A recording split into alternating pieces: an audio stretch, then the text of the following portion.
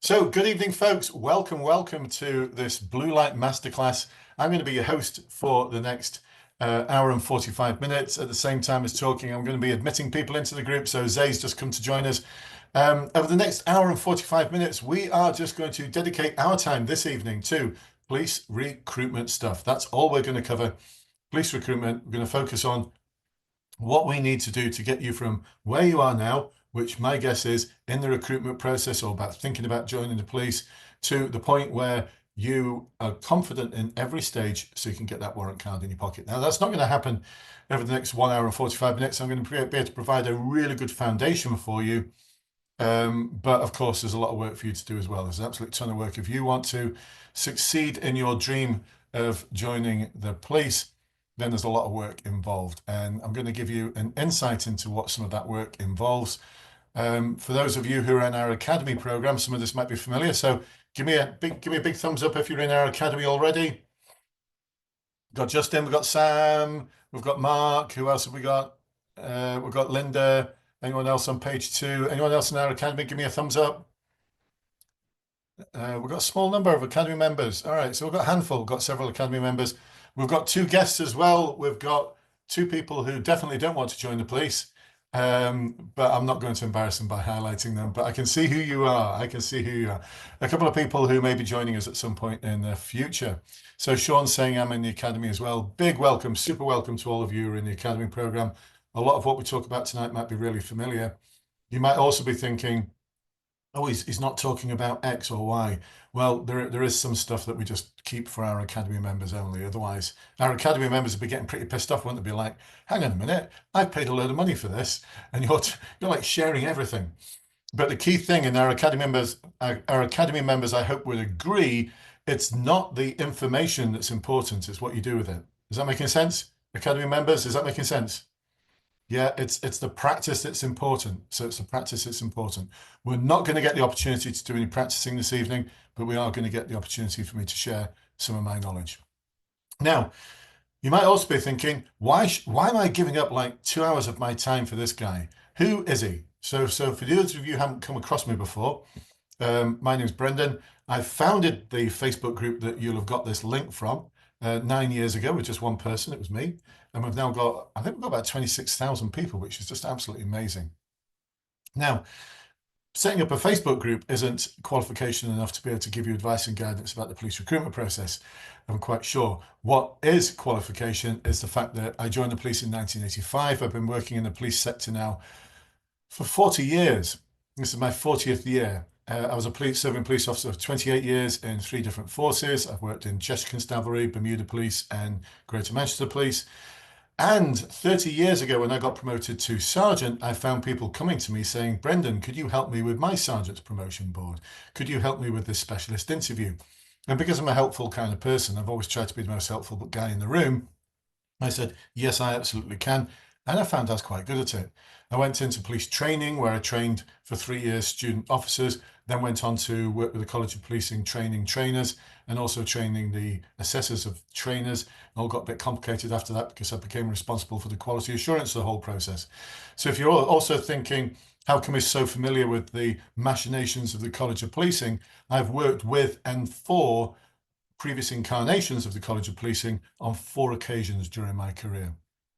So I know how they think, I know how they operate. I used to actually design a lot of the material similar to the material you're being assessed against now. So what else? Yeah, over 16,000 people is my best guesstimate as to the number of people I've supported over those years. Over 750 Trustpilot reviews, all of them 5-star, just absolutely amazing. Over 90% of our Promotion Academy members pass, and a stunning over 95% of our Recruitment Academy members pass. So give me a thumbs up if I'm worth listening to. Like, I just want to get a feel for you. Is it? Am I worth listening to? Awesome stuff. Great stuff. So this evening, what's on the agenda? Let's just let someone else in. What's on the agenda for this evening? I've got some updates for you around competition. Because who's seen in a Facebook group people posting things like, I've just been notified that the June intake I thought I was going to be on, June 25, is going to be more like June 26. How many of you have seen those posts in the Facebook group?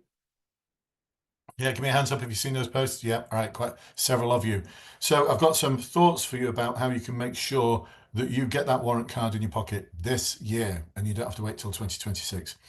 Also, some of you have been asking, like, I'm 17, 18 years old. I'm like 19 years old, 20 years old. I've not had much job interview experience. I've got a lack of life experience. Is this going to preclude me from joining the police? I want to talk to you about that as well. Some of you asked about some top tips around the written part of the online assessment center. Some of you have also been asking questions like, we've been told that we're going to get assessed against both of these wheels of confusion, the 2016 version and the 2024 version. So I'm going to talk to you also about which one of these you should use and actually how you should be using the wheel of confusion, because there's so much bad advice out there. I don't know where you're all getting it from. You're all giving it each other and it's all very well meaning, but advice like focus on the competencies, make sure you've got an answer for each one of the competencies for your interview. Please no, stop doing that. I'm going to tell you why you should stop doing that this evening and what you should be doing instead. Um, the one big mistake that so many of you make that leads to failure. I'm going to talk to you about that. Um, you might have been intrigued thinking, what's this PACE method? I'm also going to talk to you about like standards on acid, like more than just integrity. I'm going to talk to you about a little bit of legislation that you'll be able to use just to show off more than anything else. I'll call it the PACE code G+2, and that will make a lot of sense to you in a moment. I'm going to talk to you about the CVF trap. Oh my goodness, so many of you are falling into the CVF trap. It's driving me bonkers. It is driving me insane that so many of you are falling into the CVF trap. I'm going to talk to you about what that trap is and how to avoid it. Linking in with that, generic interview advice and why it's so bad. Oh my goodness. There's some seriously terrible advice out there. And you may be thinking, yeah, but how are you qualified to determine whether it's good advice or not? 40 years in the sector, 30 years coaching people. I used to do the interviews, 750 Trustpilot reviews, blah, blah, blah, blah, blah, versus people on YouTube who've never been in the police, who are giving you advice about how to become a police officer. Like, seriously, I know who I'd believe. And a little bit about how to stand out and anything else. So that's quite a lot to cover over the next hour and 45 minutes. Is there anything else that's like a burning issue?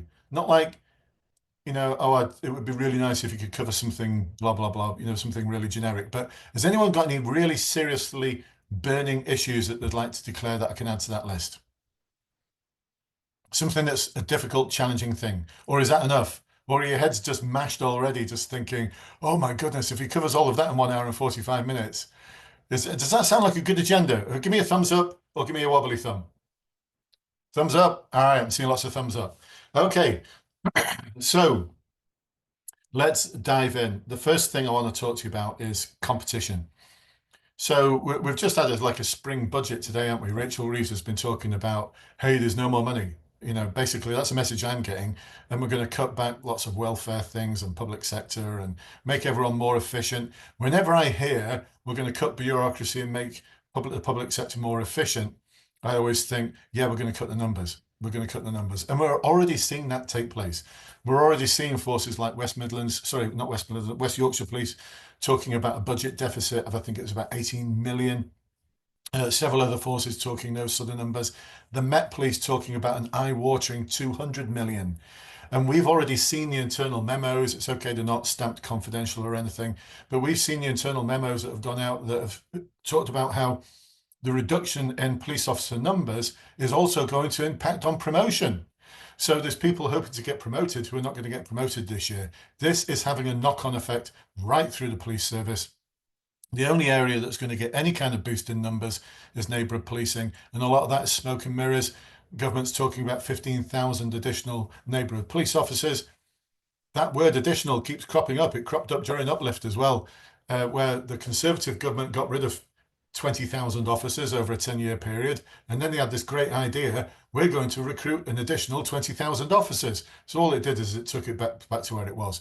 The 15,000 additional neighbourhood police officers, it's not that many actual new recruits in there. There are some, but it's also going to be made up of new recruit PCSOs and special constabulary and people being moved from other parts of the force to neighbourhood policing. Watch this space. Here's my prediction. We will see lots of ghost officers. I had ghost officers when I was a neighbourhood inspector 15, 20 years ago, when the Labour government did exactly the same thing. I don't want to get political or anything, but it's like the same pattern repeating itself, that we will have lots of officers in neighbourhood policing. I had a team of over 20 officers. 12 of them I've never met before. I'd never met them. 12 officers, I'd never met them. They didn't work on my team, but they were on my list of officers I had on my team. But they were actually in the burglary squad. One of them was actually a detective in the CID, but he was actually allocated to my neighbourhood policing team whilst he was still working as a detective. So we're going to see lots of smoke and mirrors like that, but I think that's the only area that's going to get any kind of boost. So, how many of you have already had, because I know there's one of you at least, how many of you have already had an email to say, we're really sorry, we were planning on an intake in June, but it's either full or it's not happening. It's going to be later in the year or 2026. Has anyone actually had that email yet? I'll just go to page 2. Justin has, I'll come to you in a moment then, Justin. Ewan has as well. All right, let's go to Justin then, one of our Academy members, because I'll probably have a bias towards Justin because he's one of our Academy. So go on, Justin. What have you been told? I just got a simple email saying it was between the PSEP route and the PCDA route. The PSEP route was going to be of a hold with Met. They encouraged me to do the PCDA, which will be most likely a recruitment in 25. All right. So Oh, yeah, so so what's your decision, Justin? I went PCDA because I want to get in there, and it's good stuff. I mean, if it's an extra year, it's great. I don't mind. Get a Brilliant. degree. Yeah. Great stuff, Justin. Well, thank you, Justin, for making that good decision. That's going to be part of my advice. Thank you, Justin. Let's go to Ewan. Let's find Ewan if we can. Ewan's unmuted himself. Brilliant. So, Ewan, what's your position? One of the unlucky Lincolnshire officers, unfortunately, Oh, Brendan. my. Yeah, so they initially, I split my application, started the process with Leicestershire, moved it to Lincolnshire because they said to me, I asked about planned intakes. They said Yeah. September, November, January, passed force interview August the 13th. Then they said there will be an intake in March 25. So I went with it. And then in January, with all you've seen the guys in the Facebook group, we were all told, unfortunately, you've missed out. We're working towards September, but we cannot guarantee it. Fortunately, I hadn't handed in my notice at work like some of those Oh, guys had done. But that's when I came to you and I said, what do you think I should do? And you said, transfer to another force. So that's what I'm in the process of doing now. And I know how fierce the competition is, hence why I've come to you, and I wanted to speak to you about joining the academy as well, please, Brendan. awesome. Yeah, no problem. Which force is it you're going for now, then, Ewan? Leicestershire. Leicestershire. Back to Yeah. Leicestershire. It's like Yes. bouncing from one to the other. So, Yeah. let's drop me a message and we'll see Thank what you. to make sure that you succeed with Leicestershire, because also Perfect. what's going to be happening there is there going to be people from Lincolnshire. You're not the only one, are you? You're like you're No. the only one. Yeah, so it's going to get a little bit competitive there. All right, Yeah. Ewan. Awesome. Well, Thank you. we'll make sure you get that intake. Okay, so let's go back. All right, so Justin and Ewan are actually great examples of what you should be doing in these circumstances. Or if you're not at this point yet, what I'd like you all to be doing is to start thinking about creating options for yourselves if you possibly can. Now, some of you may have heard me talk about this advice before, and you may be thinking, why have I heard this before? It's because the situation we're in at the moment isn't that different to the situation that the police were in several years ago. None of this is unusual to me. The only thing that is unusual is Lincolnshire. And what was unusual about Lincolnshire is that they cancelled an intake. Now, that I've seen happen over the years, over the 14 years, 15 years I've been focusing on recruitment as well as promotion boards and specialist interviews. I've seen forces do this. I've seen forces tell people, and you'll hear this language all the time, we've got a planned intake for. We are hoping that our intake will be. It is probable that we are looking towards. There's no certainty in the language because they don't want to be looking at any sort of complaints. Actually, I don't think they're that bothered. I don't think Lincolnshire were even that bothered about complaints. They just had to ride that storm. And so I've seen many an intake be cancelled before, or the numbers reduced. So the intake, there was going to be two intakes of 20, 40 officers, then gets reduced to 20. Why? Because they're just isn't that much money knocking around, and because there's a squeeze on the public sector. I don't think it's going to be like the squeeze that we had in austerity, but there's definitely a squeeze. And Rachel Reeves was talking about this today. She's not going to change her fiscal rules, but they're going to have to find the money from somewhere, and it's going to come with, I'm sure I heard the phrase efficiency savings. The amount of time over the past 4 decades I've heard the phrase efficiency savings, and it always results in the same thing, less of whatever it is, and it's normally less police officers. So what can we do about that? If you're at the start of the process or in the middle of the process now, start preparing for your force giving you that cancellation. Hopefully not like Lincolnshire. Like Lincolnshire told people to hand in their notice. They gave them a firm offer of employment, gave them a start date and said, we encourage you now, actually we want you now to hand in your notice at work. So plenty of people did. And then a week later they got an email to say, oh, by the way, you know, the intake you thought you were going to be in, cancelled. And as Ewan just said, maybe in September. And it's a big maybe. So there is a way out of this, folks. There is a way out of it. So the first thing is get your SIFT done, get your online assessment center done, because you can only do your online assessment center with one force. You can only do it once in any 6-month period with one force. As soon as you've got that under your belt and you're aiming for a high score, because there's been forces like Thames Valley Police who have even put it on their website to say that this process is competitive, we will select people for final interview based on your online assessment center score. So we've got to get the highest marks we possibly can. A pass might not be enough. A pass might be enough to get you into a talent pool. Is anyone in a talent pool at the moment? No. Do any of you want to be in a talent pool? Yeah, Justin's like shaking his head. Mark's shaking his head. Mark and Justin have heard me talk about it before. Sounds great. Oh, I'm in a talent pool. No, it's not. It's shit. Because it just means that your scores weren't high enough to take you through to the next stage. And people who are still being recruited into the process will be getting higher scores than you, and they'll just be jumping over your head. They'll be stepping over your head to the interview. So we want to make sure we've got the highest marks possible. As soon as you've got your online assessment center results and you've got good results under your belt, now is the time, if you can, because I appreciate for some of you, you might be bound geographically, but now is your time to start thinking, right, where else can I apply for?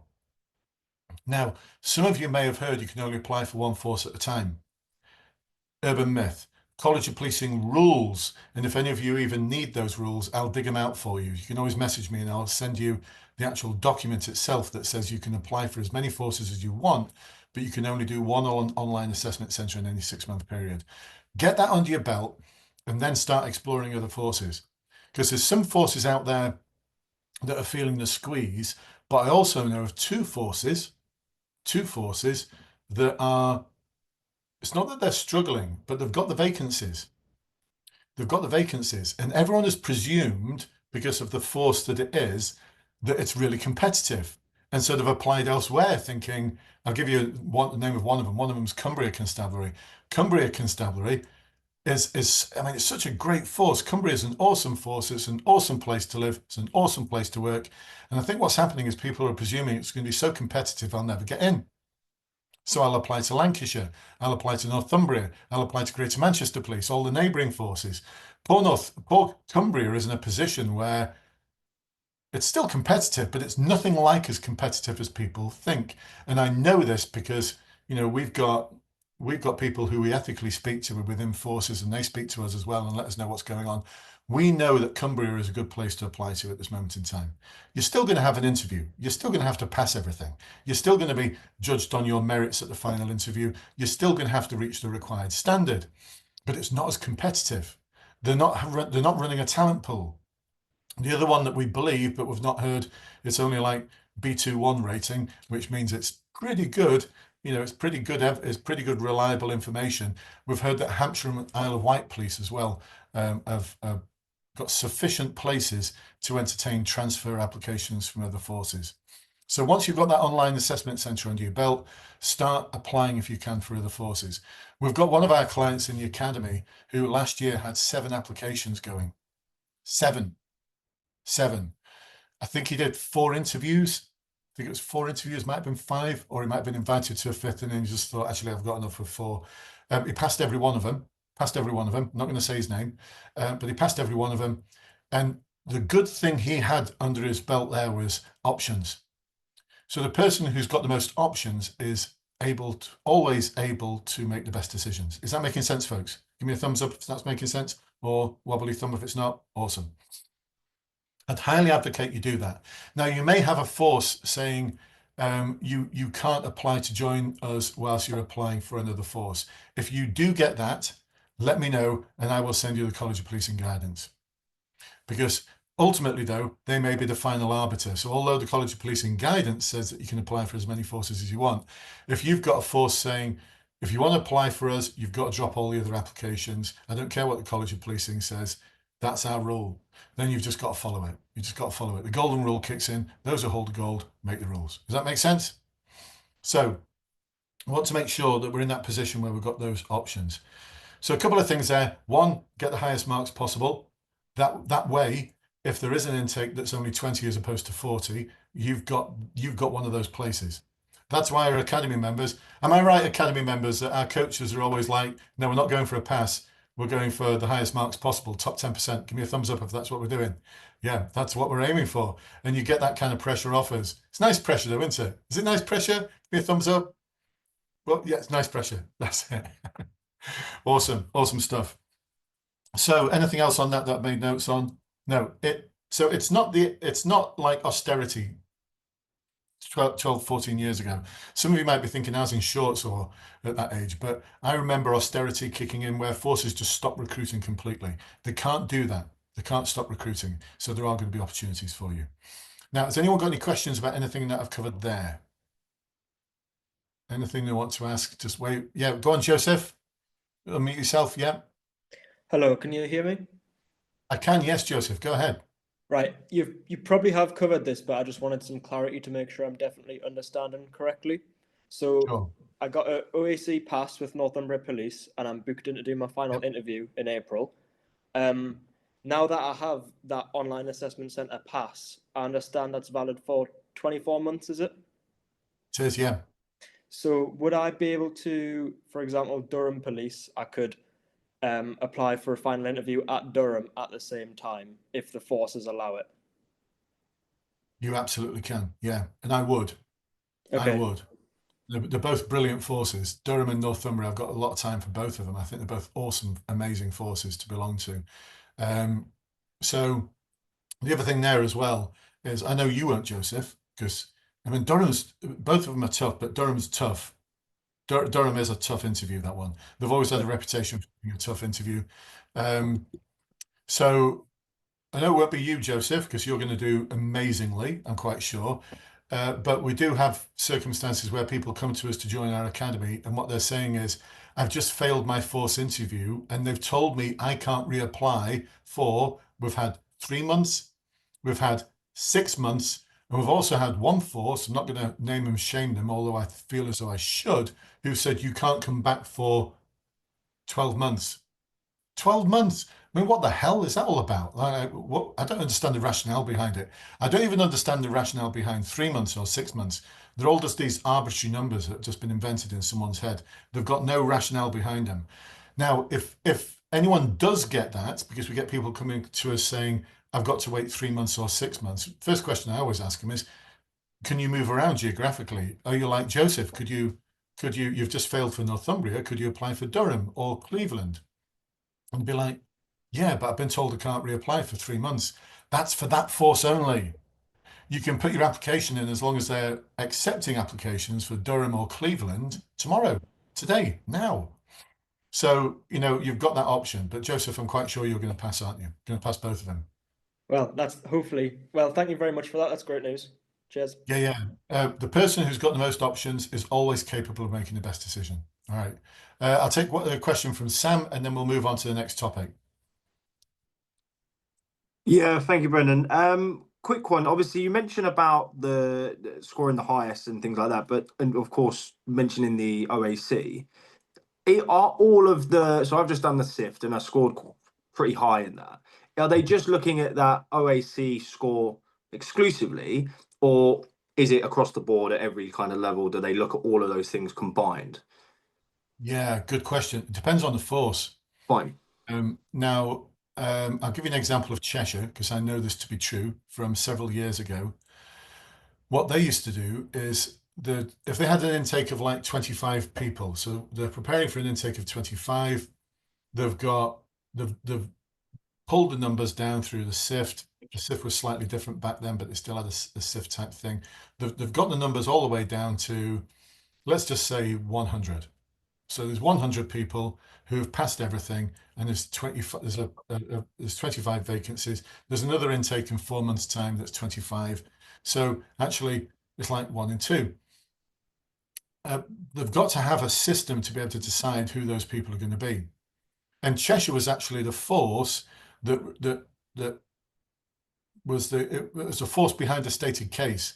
So what Cheshire did about 10 years ago is, because they wanted to boost the force with women and underrepresented groups, they took the pool of 100 and just treated every one of them as, you've all passed. And the law then allows them to select people based on their minority group category membership into the force. And so they recruited a lot of women and a lot of underrepresented groups. Now, this is going to make sense in terms of what you're asking about, Sam, in a moment. So it was a white male police officer whose father was an inspector in Cheshire who took that to court and said, I've been discriminated against. And it all went all the way to the High Court in London, where the High Court judges said, ask Cheshire, do people get marks? Not just pass or fail. And they said, yeah, they get like percentages. Right, well, you've got to use them. You can't just treat everyone as having a pass. You have to use those in how you select people. So, because I have had a few people message me to say, I'm a white male, am I going to get discriminated against? No, you're not. You won't. You can't be. I mean, I'm a great believer that forces should be better represented, but I'm also a great believer that the system and process should be fair. Now, Cheshire were doing something that wasn't fair back then. Now, how is this relevant to the question you've just asked, Sam? What this means is that Cheshire and every other force can only select people for an intake based on their scores, which is why the scores are so important. Now, the law doesn't say which score, so it could be the score from the final interview, or it could be a combined score from online assessment centre and final interview, or it could be a combined score from SIFT, online assessment centre and final interview. The law doesn't say which.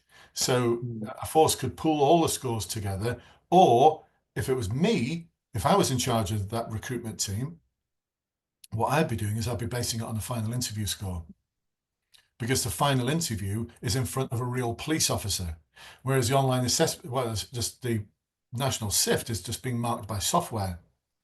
And the online assessment centre is being marked by people who we believe have never been in the police before. Does that surprise any of you, by the way, that the people who are marking your online assessment centre have never been in the police? Is anyone surprised by that? Yeah, give me a thumbs up if you're surprised by that. I was as well. Well, I wasn't really. It's the College of Policing. Remember, I've worked with them in Forum on 4 occasions.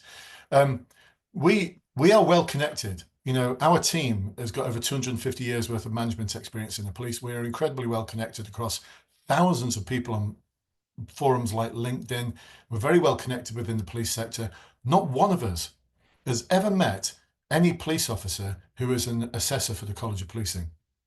When I worked in the College of Policing in their organisational development unit about 5 or 6 years ago, I did meet a couple of assessors who assessed the old assessment centre. Not one of them had been in the police, ever. Not one of them had ever been in the police. So you're being assessed against people who've never been in the police before. Would I trust their judgment over the judgment of a frontline sergeant or a frontline inspector? I think I'd prefer the judgment of a frontline sergeant or a frontline inspector, because those are the people who are interviewing at your final interview. So if it was me, if I was in charge, I would say, let's base our decisions on the final interview score only. But I can't say that's definitely the case, Sam. Is that helping you answer your question, and probably actually answering other questions as well? Yeah, no. It's fine. It's just so I get a better understanding. But I guess the idea is to just score well across all and put yourself in the best position, right? So, yeah, appreciate that. Yeah. I mean, the only way to do it. Let me ask you this question. How many of you, give me a thumbs up if your preparation for the recruitment process has taken over your life? I mean, completely taken over your life. Right, that's not enough thumbs up. That's not enough thumbs up. For all of you, it should be thumbs up. All right. How many of you are practicing on a daily basis?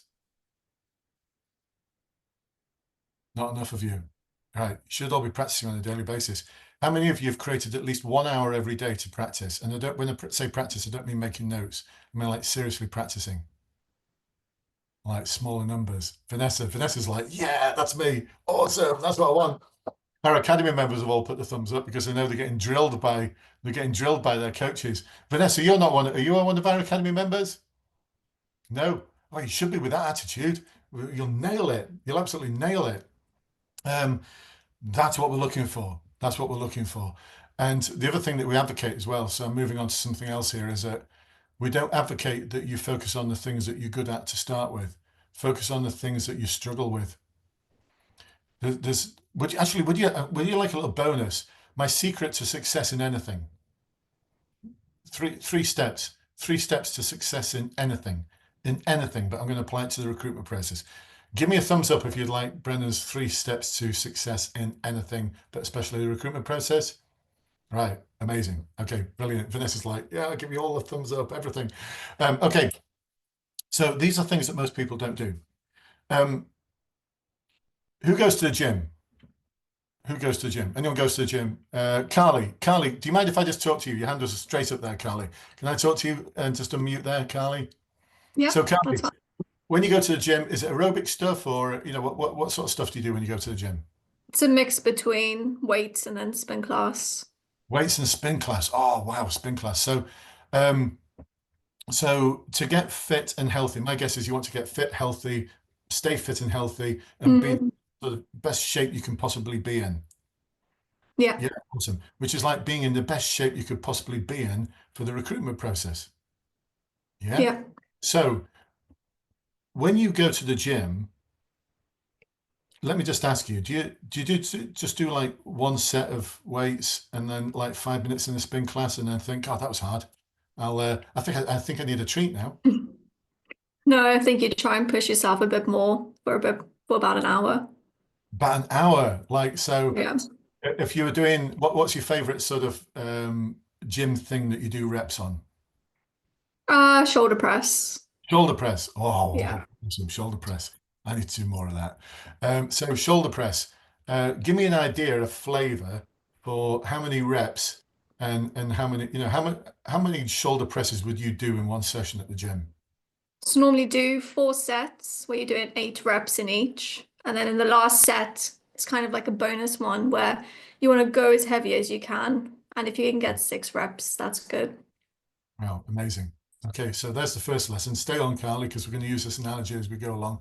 There's the first thing you need to do. Do the reps. Do the reps. So some of you are thinking, oh yeah, I practiced that interview question. I'll move on to the next one. Or some of you are thinking, I've just made notes. And I know that for many of you, some of you might scrape a pass, some of you might fail. You're going for your final interview, especially where your final interview is your first rehearsal. So that's the first thing you've got to do.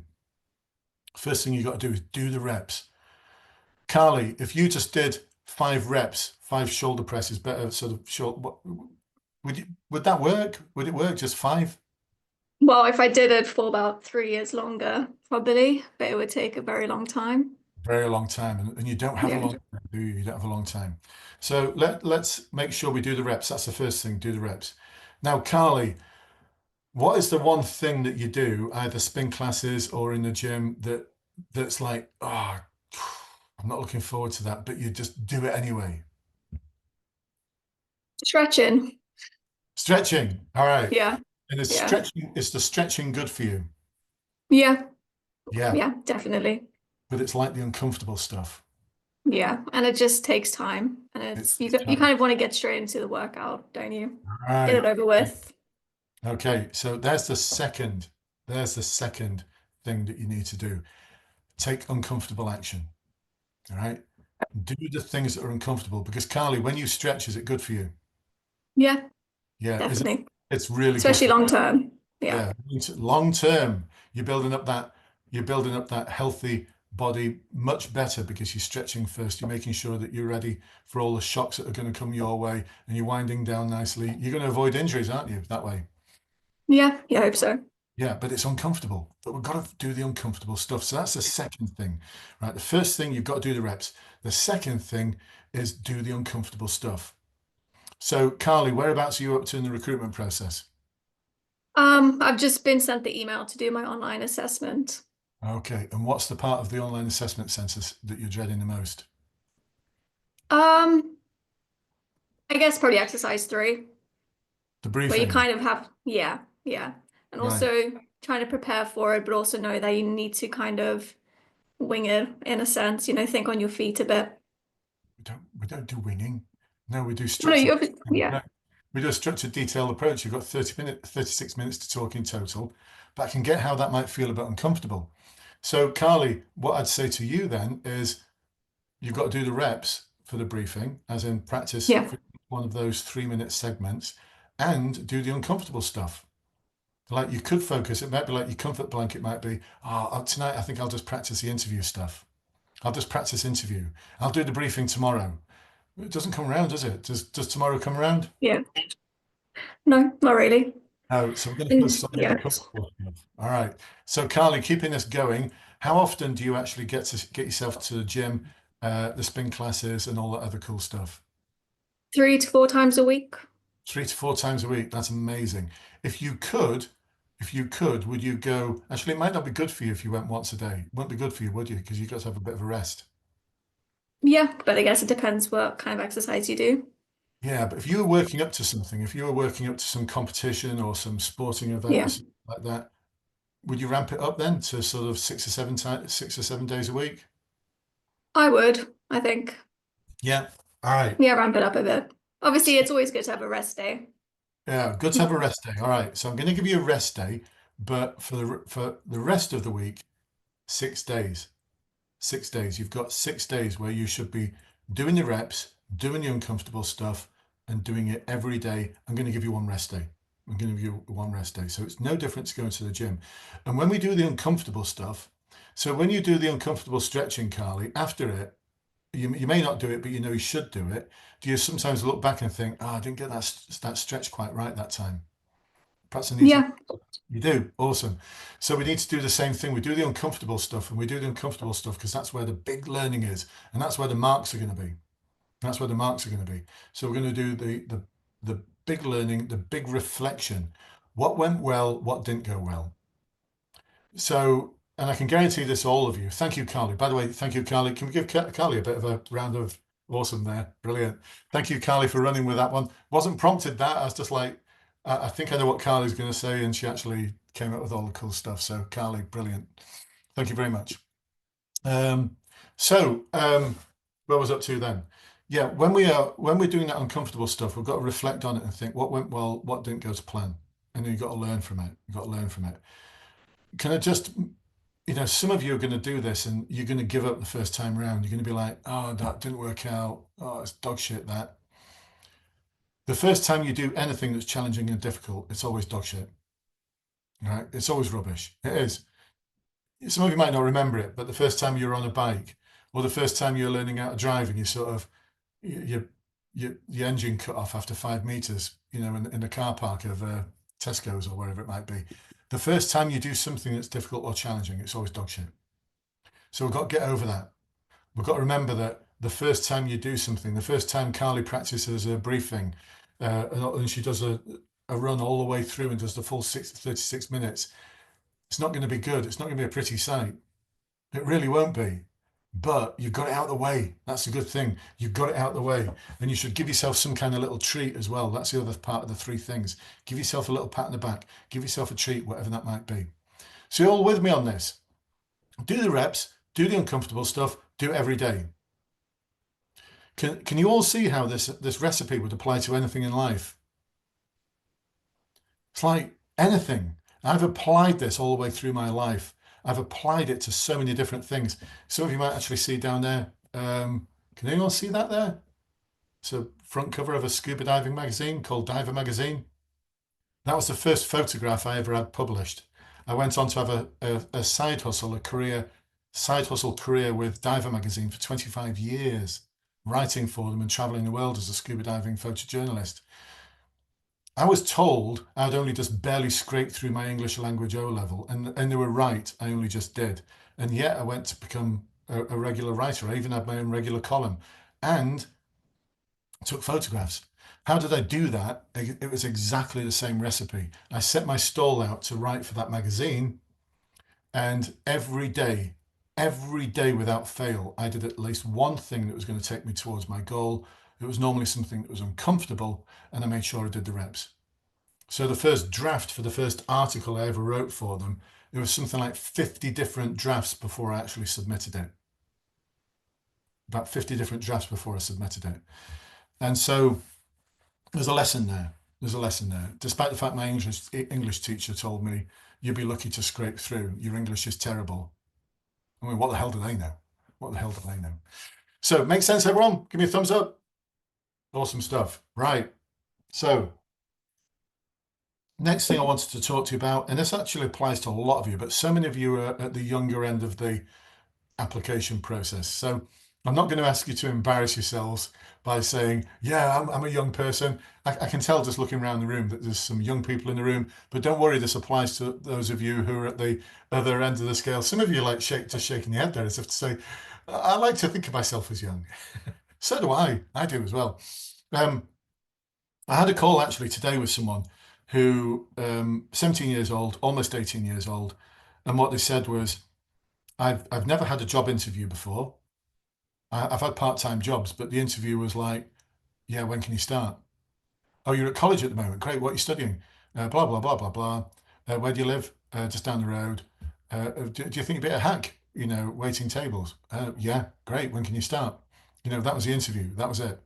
I can remember my first interview I ever had was for a paper round. And the question I got asked was, can you get here at 6:30 every morning? And have you got a bike? That was it. Oh, and you're going to be carrying the paper bag weighs this much. Put it over your shoulder. What do you think? Do you think a bit? Yeah, I can do that. Great, you're in. See you tomorrow, 6:30. And that was it. So the other thing a lot of this individual was saying as well, I've not got the life experience. So I'm going to cover that with you as well. And they also felt like they had a lot of pressure to succeed first time because they wanted to go for the PCDA because it's an awesome scheme, as Justin said before. You get a degree. I mean, whilst your friends who are going to university are going to pay £50,000 for an education that's going to result in them probably working at a coffee shop as a barista for the first year out of university, you will be like 4 years into your dream career, building up your pension, building up this amazing career, and you'll have a degree and it won't cost you a penny. So it's an awesome scheme. But also this individual was saying, I'm not sure, this is going to clash with my studies. So would it be okay if I gave you some words of wisdom? The words of wisdom I gave to this individual today, would that help? Would that be helpful for you, no matter where you're up to in the process? Right, great. Not all of you. There's like lukewarm there's a lukewarm welcome to this subject matter there, but okay, I get it. Okay, it's a bit dry. Okay, so first thing, no job interview experience. All right, there's no way around this. This links in with what we talked about just before. You're just going to have to practice. And they said, well, I feel a bit uncomfortable doing that. Well, you're going to feel even more uncomfortable when you go for your interview, having not practiced at all, because you're going to do something called fail. So you're going to have to get comfortable practicing. So if you've not got job interview experience yet, don't worry, you can start getting it before you go for your first interview. And we are not going to adopt the attitude of, well, I may fail it first time, but at least I'll know what to expect for the second time. That is a rubbish attitude. I'm sorry, it's just a rubbish attitude. I'm not going to say the name of this individual, but they actually said that to me today that, well, if I don't pass the first time, at least I'll know what to expect. Know what to expect now. You're on this masterclass now. Later, I'm going to tell you about the sort of questions that you're going to get. So there's no excuse for not starting to practice with those questions. I'm also going to give you a structure that you can use as well. Let me just make a note of that I need to do. Structure and sample questions. All right. So there's no excuse for that. So start getting the experience now and start getting it with anyone who's not your mum. Is anyone practicing with their mum at the moment? Go on, be honest. Is anyone practicing with their mum? or favorite auntie? No, no one's admitting to it. All right. It's okay if you are, but the problem is, like, I know it's a sweeping stereotype, this, but 99% of all mums, no matter how dog shit your answer is, are going to go, "Oh, that sounded really good. They're going to like that on the day. That sounded amazing. I think you're wonderful. Oh, I'm so proud of you. Boo hoo." Sorry, I'm stereotyping a little bit there, but your mum is the wrong person. You want to be getting someone, either, shameless plug, one of our awesome coaches. They're the best people to practice with. But if you're not with one of our awesome coaches, practice with someone who's your most critical best friend. Your most critical best friend. And make sure they know what structure. Make sure they know what structure you should be using and the sort of level of detail that you should be hitting as well. Now, here's the big one we talked about today with this individual who's joining our academy, actually. Very pleased for them that they are. Lack of life experience. Lack of life experience. So they say, well, I've not got any life experience. You know, I know I'll be with people who are in their 30s and 20s who've got tons of life experience. They know that. You don't think that the sergeant's not looking at you at your final interview thinking, oh, 17 years old, got no life experience, I'm going to fail him. There's a lot of 17 and 18-year-olds that I've come across who've got more relevant life experience than people in their 40s and 50s. Now, this individual today was saying, well, I've only got a part-time job and it involved, you know, collecting glasses in a pub and waiting tables and stuff like that. Great, brilliant. Teamwork, collaborative working, having to deal with members of the public. Fantastic. And then I said, is there anything else in your life? And he went, well, I still play football. All right, great. So what position have you held? I'm the team captain. No, you're shitting me. And you're saying you've got no life experience. So you've got public facing, customer facing job where you've dealt with difficult situations involving customers. You're the captain of your football team. What other surprises have you got for me? And I shit you not, he came out with, does Duke of Edinburgh count? Does Duke of Edinburgh count? So tell me about that. Well, I've been a scout since I was like 6 years old, 5, 6 years old when I joined the Beavers. Right, brilliant. You go on camp and stuff like that, and you're doing, I think he's doing his Duke of Edinburgh Silver, it was. He's doing his Duke of Edinburgh Silver. By the way, has anyone else done Duke of Edinburgh?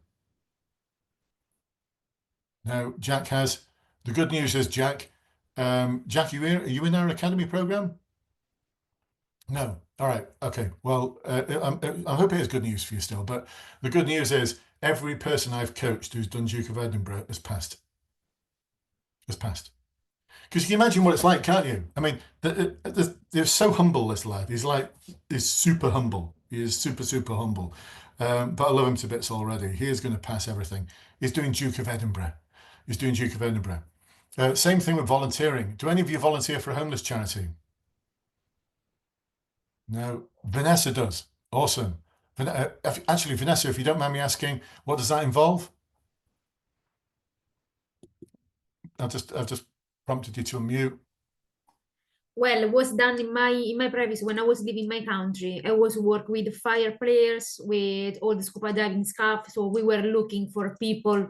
The most time they were deaf on the river or this kind of things. So it was more with all kind police stuff working.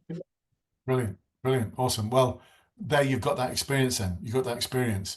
So super. Thank you, Vanessa. That's awesome. If you've got that kind of experience, you should be leaning into it. You should be leaning into it. So it's not about your age, it's about what you've done to get to where you are now. Compare the two. Compare the two. So as a supervisor in the workplace, we came across a problem with widget production. And the problem was that they were coming out the wrong size. So I pulled everyone together from the team and we held a meeting to look at how we could collaborate better together to make sure that the widgets came out the right size. So that's one answer. That's not the full answer. You give a lot more detail around it.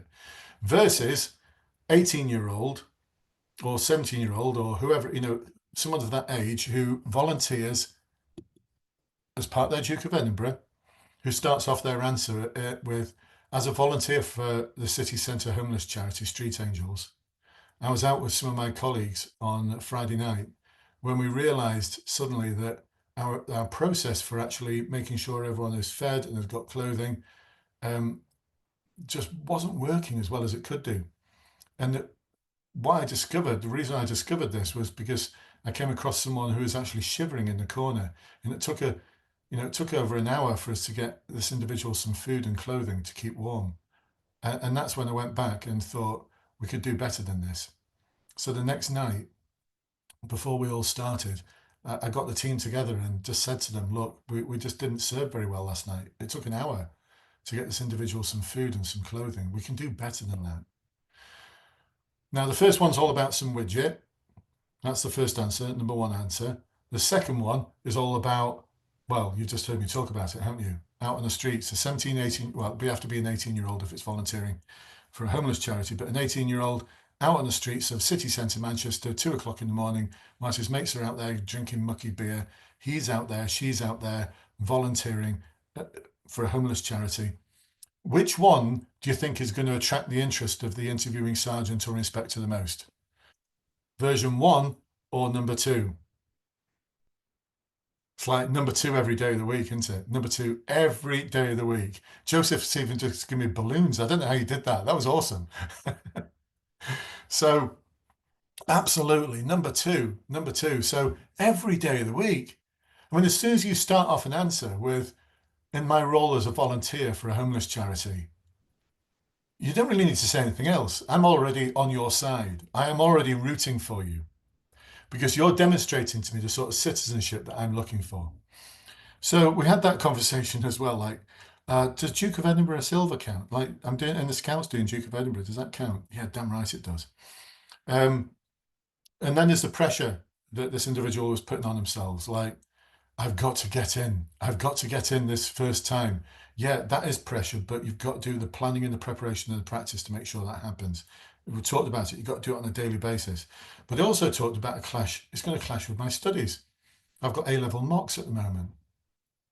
And I've got to get ready for my A-levels. My A-levels are in, whenever it is, June or whatever. May, June, I've got my A-levels. And I'm going to have this recruitment process to cope with as well. Well, we had a frank conversation. Welcome to the world. What do you think it's going to be like when you're a police officer and you're working shifts and you've got your studies to do either for the PCDA, and I don't want anyone thinking that if they go in to do the PECP, that doesn't involve a degree, that it's not hard work. You've still got to learn the same legislation. The only difference is in the third year for the degree, you do a project which results in a dissertation. That's the only difference. The training's the same. Do you think that the legislation for someone who's a PCDA student is any different from the legislation who's a police constable entry program student? Does anyone think it's different? It's not. Do you think your powers of arrest are different? Do you think you need to learn them to a different level? You need to learn them to the same awesome, amazing level. So when you've got someone poking you like this, to saying, you can't stop and search me, you've not got the power to do so.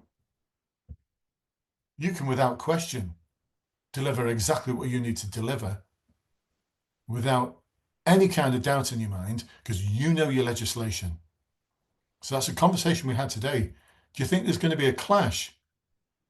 Yeah, well, get used to it then, because you're going to have to do something called planning, preparation, and practice. You want that prize, which is an intake this autumn, this winter for the PCDA. There is going to be a clash with your studies. And I'm sorry, my friend, there's no easy way around it. You're just going to have to work your ass off. I know, not very coaching like that, but that's the only thing I could say. You're just going to have to work your butt off, my friend.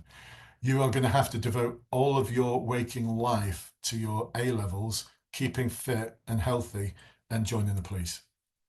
And everything else is just going to have to get parked. And they're going to do that. They're going to do it. But if any of you are thinking, I sometimes see this in the Facebook group. Does anyone ever see this? Like, oh, go for the PCEP, it's easier. The legislation's the same. You've got to learn the same legislation to the same level. And my advice to all of you, I know it might seem like a bit of a dad talk, but knowledge is power. Because at some point in the future, someone is going to question whether you can do something. And if you know and understand the legislation and are able to implement it with confidence, then them trying it on isn't going to work. And trust me, they will sense that you're new, no matter how old you are. They will sense that you're a student officer, whether you're 50 or you're 18 or you're 60 or you're 35. They can sense a mile off whether you're a student officer. And they will give you a hard time for it. And so that's why, my friends, please, all of you, don't get this thing under your head that PCEP is easier. If you feel as though it's going to be easier and you listen to people in the job who say it's easier, it's because they're not working their butts off to make sure that when they're in a situation dealing with a drunk driver who's saying, yeah, but you can't even step foot on my driveway. I've just got out my car. I know you think I've been drink driving, but I'm on my driveway now and you've not got the power to step on my driveway. If you have, it's a false arrest. I will sue you. And actually, I'm opening the door now. I'm going to close the door and you're not coming in. If you don't know your tools and powers, you just look like a dick because they've just run circles around you and you've just let a drink driver into a house. And now you're at the door thinking, can I force entry? And the most embarrassing thing you'll do is to shout at your sergeant to say, Sarge, can I force entry? Because as a sergeant, I'll give you the advice you need and then we'll be having words after about why didn't you know your legislation? Why didn't you know legislation? Does that make sense, everyone? It's a bit hard hitting that, but like, you know, there's no easy. There's no easy in the police. It's hard. It's really hard. It's really hard. I've been there. I know it. I've been there. All right. Awesome stuff. I go off at tangents, by the way. Who knows that I go off at tangents? Give me a thumbs up if you know I go off at tangents already. So our Academy members are like, oh yeah, I'm so used to Brandon. Just like tangents all the time. It's just how my head thinks. Oh, honey, I love that. You've got a cat coming to join. Whoa! Cat's just jumped over. I love that. I get distracted easily as well. Okay, right. Some of you asked about. I'm not going to name and shame the force. I might do actually.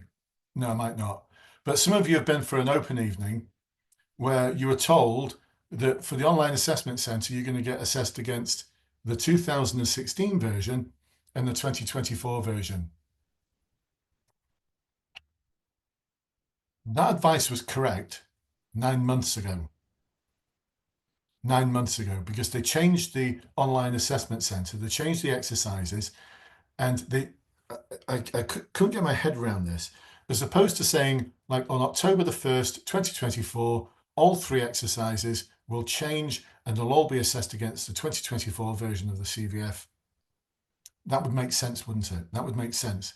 But no, what the College of Policing did, because they're all very clever, lovely people. Remember, I've worked with them, worked for them. I do love them to bits, but I used to pull the leg a lot about like, what, you've never been in a police station? And I go, no, never been in a police station yet. You worked for the College of Policing for 3 years and you've never been in a police station? No, not yet. I'm hoping to sometime in the future. I'm just like, you are so funny. It's the College of Policing, dude. Like, get yourself to a police station. Anyway, they're very clever, lovely people, but sometimes they do some dumbass, stupid stuff. So what they did was they said, well, I can't remember the exact timelines, but it was something like, in July, the interview will change to the 2024 version. In September, the briefing will change to the 2024 version, but the written will still be the 2016 version. And then in November, everything will change to the 2024 version. So they're still operating on advice that's like several months old. So can I just reassure you all, no matter what you've been told by your force, you're being assessed against that new wheel of confusion now in the online assessment centre. I don't care what anyone says in the force. £1,000 to a charity of your choice if I'm wrong. I'm that bold. £1,000 to a charity of your choice if I am wrong. You are only being assessed against that version now for the online assessment centre. Now, what is confusing is, there's some forces out there that are saying you will be assessed against the 2024 version of the competency and values framework, but the document they're sending you is the old 2016 version. And there is a force out there that's doing that. And do I know which version you're going to get assessed against? No, I haven't got a clue, because it seems like they're so confused as well. But there's good news for the final interview. Can we come to the good news in a moment? Because some of you are thinking, oh, how am I going to do that? They're telling me I'm going to be assessed against this one, but they're sending me this one. I think the reason why they're sending you this one is because this is the only one that exists on a PDF. If you want to print off, who's done this, by the way?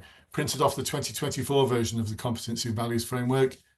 Ewan has, Vanessa has. Ewan, Vanessa, am I right in saying that you've got to go to like 10 different website pages and you've got to print off each one individually and then get a stapler and stick them together? Vanessa's like, yeah, here it all is. It's ridiculous, isn't it? Why don't they just put it and turn it into a PDF? Like, I know, like, I don't know. It's only like 6 months on now and they've still not done it. By the way, we were going to create a PDF for you. We were going to create a PDF equivalent to this that we could just email you, but then we looked at the copyright infringement. So we'd actually be reproducing something that's copyright and we get ourselves in the shit from the College of Policing. We don't want to do that. Because we do like them, despite the fact that they're very clever. They come up with weird ideas and decisions. They're still nice people. So College of Policing, if anyone's from the College of Policing watching this, please just turn it all into a PDF and save people a lot of bother. Because what forces are doing is they can't send it as a PDF to you because it's on 10 different pages for the College of Policing website. So instead they're sending this one because it's the only one that exists on the PDF. I think that's what's happening. And some of you might be thinking, that's stupid. Yeah. It's stupid. But that's what's happening. Is that making sense to everyone? Actually, there's no logic behind anything I've just said there, but is what I've said, is the advice I'm giving you making sense? Is it making sense? Right, awesome. Right, here's the good news, folks. As you might be thinking, oh, the force must have invested a lot of time in making sure all the interviewers can make the transition from the 2016 version to the 2024 version. Who's thinking that? There must have, a lot of time of effort went into all the sergeants and inspectors and retraining them. All right, let me ask you a question. How long do you think the course is to learn how to be a police interviewer? For the sergeants and inspectors who are doing the interviewing, how long do you think it is? I'll work backwards. Who thinks it's 5 days long? Anyone? Who thinks it's 3 days long? Give me hands up if you, yeah. Carly, Jack, quite a few of you. Yeah. Who thinks it's 2 days long? Oh, so the majority of you are saying 2 to 3 days. Who thinks it's a 1-day course? Anyone? Quite a few of you, the rest of you. Right. Who thinks it's a 2-hour course with a coffee break in between? Carol thinks that. Carol's probably got something to do with the police. You got anything to do with the police? No. Oh, she just probably know. She's probably heard me talk about it before. Who thinks that they get no training whatsoever? Carol's like, yeah. Yeah, I know this to be true because I was one of the interviewers. My course was 2 hours long with a coffee break in the middle. And quite a few people on the course just got bored and walked out halfway through and just said, it's not for me, this. 1 week later, they were doing the interviewing. They just went to a coffee break and didn't come back. They thought it was so boring. I know this to be true because we've also got a police promotion academy. We don't just help people to succeed in the recruitment process. We are that good that we just are. We can coach and support people all the way up to the rank of chief superintendent. And we've got that. We've got some chief superintendent, superintendent candidates in our promotion academy. A lot of them do the new recruit interviews. And I ask them these questions like, how long was your training course? And they went, what training course? I just got asked. They said, you seem keen on the next rank. You seem like a nice person. You seem like a nice inspector. Do you fancy doing some of the recruit interviews? Yeah, I'll do that. What's the training like? No, there isn't any. Or if there is, it's an NCALT package, like 1 hour long or something. Or it's 2 hours with a coffee break, the thing I had. And so would it surprise any of you that when I say things like the wheel of confusion, not one of them, there isn't one of them that goes, why are you calling it the wheel of confusion? It makes perfect sense to me. Because it's the same for everyone. No one really understands any of this. Seriously, they don't. No one, I see the advice in the Facebook group, like, make sure you understand the CVF. Listen, I've been using this stuff now for 30 years. I was on the steering group that came up with the original concept and idea of something like this. It was National Occupational Standards, by the way. I was on the national steering group for the National Occupational Standards. I went back to university, did the Masters in Education, where I focused on personnel evaluation systems, did very well, got a distinction, applied it all within the force, did all of that. Do you think I understand all of this? I don't. I don't understand why it crosses over. I don't understand why the behaviors duplicate themselves. I don't understand why the competencies have 3 levels and the values only have 1. And yet some of the behaviors in the values are the same as the values in the competencies. I don't get it. I don't understand it. And so the sergeants and inspectors who are assessing you, they don't understand it neither. I'll come to you in a moment, Maisie. They don't understand it neither. So the good news is it doesn't matter which version they're assessing you against. When they're asking you the question, like, and here's some questions, I said I'll give you some sample questions. So for your final interview, some common questions are things like, why do you want to be a police officer? And you're thinking, oh shit, which one of the CVF is that being assessed against? Just, that should be the last thing in your mind. Having a structured, detailed approach that persuades them that you're going to be an amazing police officer, that you've got your heart in the right place. That's what I want to hear. What sort of impact is being a police officer going to have on your personal life? I want to hear that you're cognizant of the trauma that you're going to go through. What sort of role do you think you'll be carrying out in 2 years' time? I want to hear that you've been on a ride-along, or you've been to speak to a real-life police officer, and you understand what that role involves. What sort of challenges exist? I want to hear that you've researched those challenges, and I want to hear that you've got some ideas about how your behaviours, skills and values are going to help us meet those challenges. What sort of values are important to the police service and why? What sort of values are important to you and why?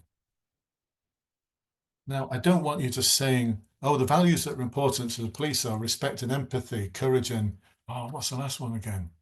Oh yeah, public service. Because I could train up my 13-year-old boy to do that. I want to hear about what you really think. So the sort of answer that I would like to hear isn't you just reciting the CVF for that question. I'd like to hear something like, do you know, I've thought about this a lot on my journey preparing for this recruitment process. I've had to do a lot of self-reflection, and one of the things I've been thinking about is, what are my values? And here's something that would knock your assessors off the chair if you did this. Actually, all of you do this. How many of you have asked your friends and family to give you their honest opinion of the one value that you stand for?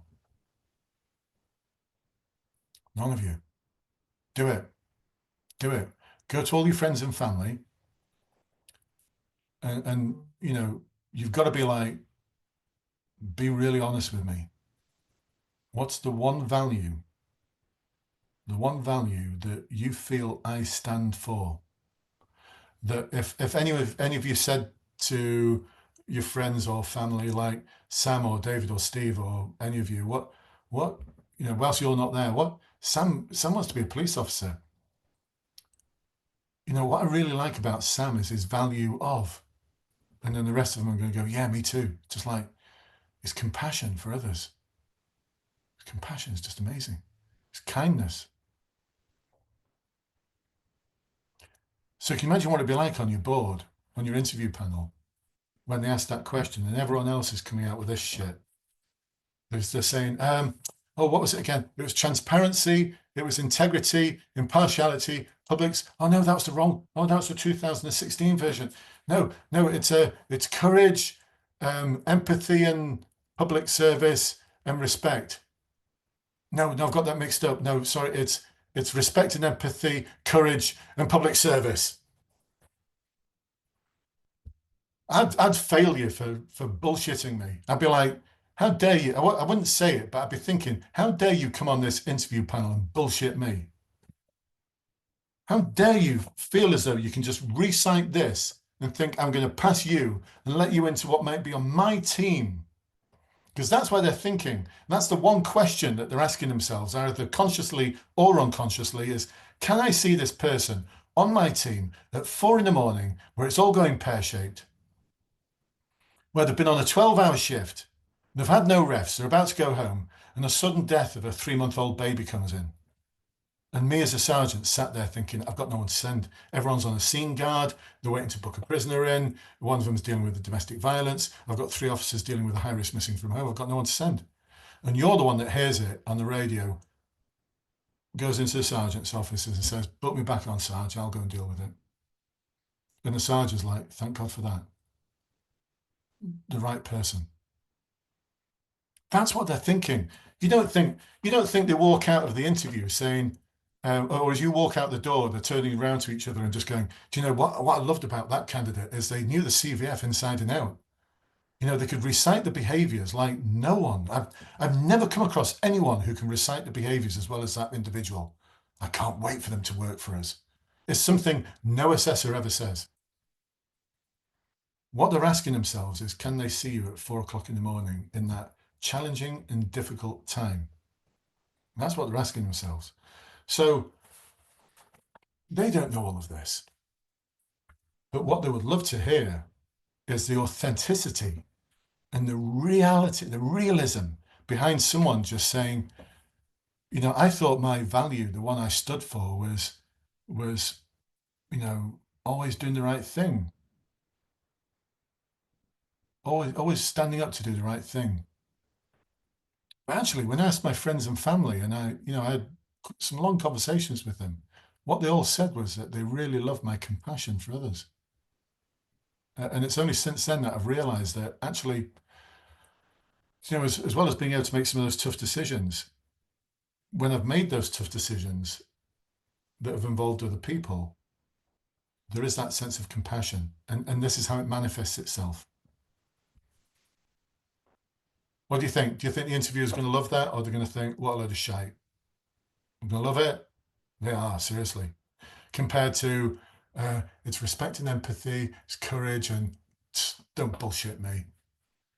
You know, they're sergeants and inspectors, and they choose inspectors and sergeants from the front line for a reason. I know this because I used to be a staff officer for an assistant chief constable many years ago.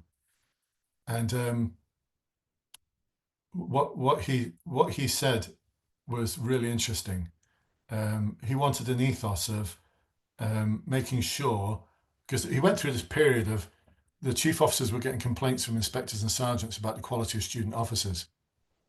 And because at that time, potential student officers were being interviewed by HR. And so he just went, right, I'll sort that out. And he sent out an edict that day to say, from this day onwards, everyone who's interviewed to join the police will have a member of HR there, but they will also have a frontline sergeant or inspector from response interviewing them. And HR kicked off about it, saying, they're not qualified, blah, blah, blah, blah, blah. And the ACC was great. His name was Vince Sweeney. He was awesome. I loved him. I love working with him. He just turned around and said, they're far more qualified than you are. Because do you work with them at 4 in the morning? No. Right. Well, they're looking for the people who are going to work with them at 4 in the morning. And on top of that, in 6 months' time, I'm not going to get them belly aching about the quality of student officers. Because if they do bellyache to me on the sergeant's courses and the inspector's courses, because this is where it came from, I said I could just turn around and go, well, you recruited them, inspectors. Sort your shit out. And he was so proud of that. And I thought, yeah, you deserve to be proud of that. That was a freaking awesome move. And so that's why they use frontline officers. So there can't be any complaints then, can there, about the quality of student officers? Because it'd be like, well, you picked them. You picked them. And trust me, they're just as confused about this as you are. So is that making sense, everyone? Making sense? Awesome. Right, I'm going to open it up for any questions. I did say to Maisie, I'll come back to you in a moment, but Maisie, you're still there. All is forgiven. Where's Maisie gone? Yeah, I'm here. Yeah, hey Maisie, you had a question for me. It might be something Hi. I was talking about before, but go on. It's all right. So basically, it's kind of the question sort of disappeared a little bit, seeing as you kind of mentioned it. So in my eyes, I'm thinking now, do I mention the framework a little bit and then go on to expand on what is important to me as values, or do I just not mention it at all? Give me an example. So what sort of question would that lead into? What would your answer be the question to? What do you mean, sorry? So So as an interviewer, if I asked you what values are important to you, what yeah, would you say? so What that's what I'm umming and ahhing about, whether to give the values of that are on the framework and then go on to expand on my own personal one, or whether just to do my own. Look, you want to persuade me that you're the 4 o'clock in the person, 4 o'clock in the morning person, not the person that knows the CVF inside and out. Right. Okay. So can you talk about your own personal examples? Like, I've worked with people in crisis, so I feel like I could bring a lot into that. Please do. And I'd want to hear more. So actually, Maisie, tell me more. You work with people in crisis. Tell me what sort of people have you been working in crisis with and what sort of crisis? So I work within the mental health field, and I work for the crisis pad in Hull. And we've got a lot of people diagnosed with schizophrenia, depression, anything really, personality disorders. And we have people that have just come out of mental health units or are about to go in. So we have a lot of communication with the mental health units around Hull, Yeah. and I recently shadowed in one actually, so that was really interesting. And we do a lot of suicide prevention, really. So a lot of people tend to threaten to go to the bridge near us um, Yeah. after being with us. So we do actually get in touch with the police a lot as well, which is kind of why I'm thinking that that role is more suitable to me after working in mental health for a good few years now. Um, so so yeah, because Stop I'd there. like to be at Stop the there. forefront of helping. Okay. Oh, you're about to go into cliche zone. No, don't do the forefront of helping. No, no, no, no. Please. No, you're doing so well until that point. Okay, so we're going to change one thing. We're going to stop saying we, and we're going to say we're going to own it and say I. I'm Uh, involved in. I find this, I find that difficult. Actually, on that difficult, share with me a few lines, Maisie, on what part of your role do you find particularly difficult and challenging? I find it difficult sometimes when you give people, service users, a lot of time and they only want to see suicide as the only answer. But we often deal with a lot of service users day Uh, in. who deals with? I deal with a lot of service users day in, day out, Yeah. who become regulars, and a lot of them make trauma bonds with each other. And let me give you an example. So a few of them have been through previous sexual abuse and things, and they've become friends as a result of opening up about experiences. Now, I don't think that is the issue. The issue is after speaking to them at the crisis pad, I have then overheard them say, let's go for a night out after this. And I don't think that's them utilizing the crisis pad as they should be. So that can be quite frustrating sometimes. Right, I hear you. Okay. And if you could further translate that into your future role as a police officer, that'd be even better. But we could work on that another time. Now, let me ask you another question if I can. I'd love to go deep on this and actually spend 5 or 10 minutes with you on this one, because this would be like a little No one-to-one. pressure. Whew. This is like what we do in the academy, that we dive deep. So let me ask you this question then. So based on all of that, and dealing with people in those sort of challenging and difficult situations, especially people who have been victims of sexual abuse and are at risk of serious harm and harming themselves and others, what would you say the one value is that you display towards them that makes the difference? There's a lot of different values I No, feel. just one. Just one. One. Okay. One. The one Um, main one. giving them the time. That's giving people time isn't a value. That's just a practice. Okay. Okay. Yeah, then I would go off compassion, which is kind of what you've already mentioned, but just developing that answer a little bit, just being the listening ear, a lot of the time it's for these service users coming in, there can be new time users, and you're the first person they're coming to about the situation prior to the police, generally speaking. So just providing that active listening ear and just being there for them and understanding. You don't need to be sympathetic and kind of sorry that they've been through that. Yeah, they might get that a lot. It's more about being empathetic and understanding them as a person rather than what they've been through. Awesome. Okay, great. And if we had more time, I'd be asking you empathetic and understanding. What do you mean by that? I'd be asking you to go even deeper. So when you use phrases like empathetic, I'd want you to explain it.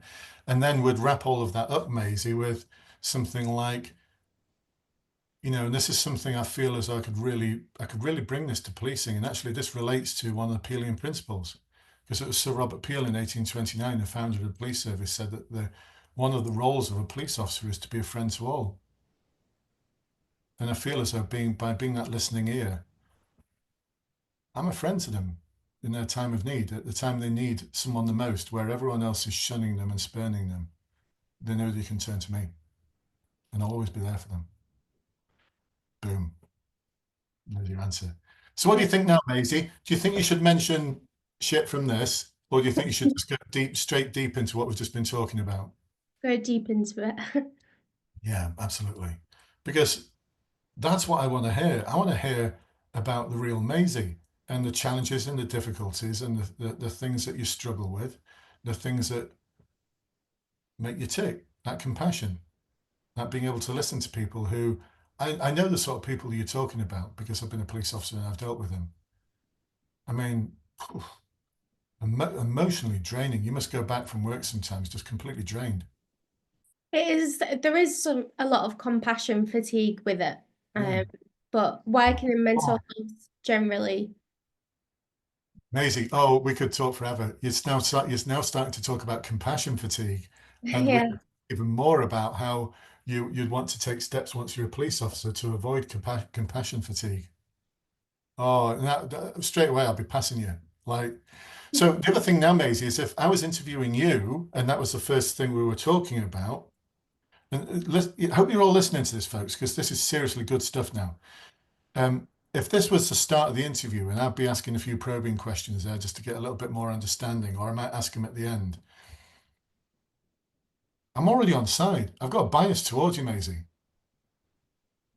I've got a bias towards you. And some of you may be thinking, isn't that unfair? Shouldn't they be objective? Well, they should. But remember, people have had no training, don't understand this. They're interested in finding the people who are going to be working well on their team at 4 o'clock in the morning. I've already got a bias towards you because you understand the world that I'm in. I can see you fitting in. I can see you at 4 o'clock in the morning being dispatched to that sudden death of a 3-month-old baby and offering that greatest gift that you possibly can to the parents who'll be so grief-stricken. You'll have never seen anything like it, but you'll be that compassionate listening ear.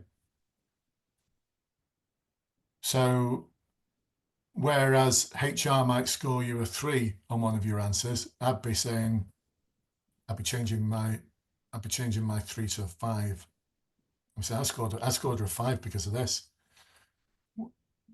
Maybe nudge that 3 up to a 4 and they'll be like, yeah, you're right. Because that's the conversation that goes on after you walk out the door. Whereas if you came out with a load of shite from the CVF and there's a possibility of a 3, I might be thinking I'm going to score her a 2 actually because she tried to bullshit me. Is that making sense, Maisie? Yeah, that's great. Thank you. Thank you. No, thank you. And thank you for sharing something of your role there, and kudos to you. I love what you're doing. You didn't have to do that. You didn't have to take on that role. I love what you're doing. Kudos to you. If you were on my interview panel, my bias is such that I'd probably be actually asking a few questions that are off script. If you went off at a tangent, I'd be bringing you back. The bias would be there. The bias would be there. Anyway, thank you, Maisie. Thank you for sharing that. Everyone give Maisie, awesome, super awesome, Maisie. Super awesome. Thank you. Brilliant. All right, where was I? I got super distracted there, didn't I? But hopefully that was useful. Was that useful, folks? Seriously, when people say in the Facebook group, and I know 1 or 2 of them people have knocked me for it, just saying, yeah, well, when they say just be yourself, that's what they mean, just be yourself. What Maisie's just done there is being herself. That's being yourself. But when they say be yourself and just act naturally, what Maisie's just demonstrated there is that. Now, if what we do is take what Maisie's just said and we structure it in the right way, and we make sure we have the right detail. So you notice with Maisie, I was asking her, so what do you mean by? What do you mean by? So give me an example of what's the most difficult thing? What would you say the one value is? And correcting her a little bit when she's saying, oh, time. No, time's not a value. What's the real value? Changing the we to an I. And a ton of other stuff. If we had a lot more time, Maisie, we'd really clean that up and it'd just be, oh, I tell you, you just have have this stunning answer that would just be like, you could incorporate it into why do you want to join the police, the role of a police officer, the values, the challenges. You can incorporate all of what we've just talked about there and more into all of those sort of questions. And straight away, get the bias working towards you. And I know some of you might be thinking once again, but that seems a bit unfair. Hey, whoever said the world was fair? Whoever said the world was fair? And I've got a bias towards the sort of people who I think are going to be able to work with us at 4 a.m. Because the last thing I want as a sergeant or inspector is some fellow sergeant or inspector saying 6 months down the road, "Hey, Brendan, did you interview that Simon guy? Like, Simon such and such a person?" And I'm like, "Oh, not sure." "Yeah, you did, because we're about to reg 13 him out because I've never seen such incompetence in my life. His values are atrocious. The way he behaves towards people is just like it's an embarrassment. We're reg 13. He's going to get a reg 13 and he's going out. Did you recruit him?" "Oh, yeah, I did, yeah." "What the F were you thinking?" I don't want to be that inspector. I want to be the inspector who's like, "Hey, did you recruit that Simon? Did you recruit that Maisie?" Maisie, she's just amazing. Just like, she dealt with the sudden death of a 3-month-old the other day. And oh my goodness, you would have thought she had 5 years service and she's just incredible. I recruited her. And that's the game. That's the game, folks. That's the game. All started off with Vince Sweeney back in 2001. Right. Frontline officers, interviewing student officers. I'm not going to have inspectors pecking my head at the inspectors course about the standard of recruits. Let them recruit them. Anyway, I was going off a bit of a tangent there. Well, we've got some hands up. We'll take some quick questions. Poppy. Go on, Poppy.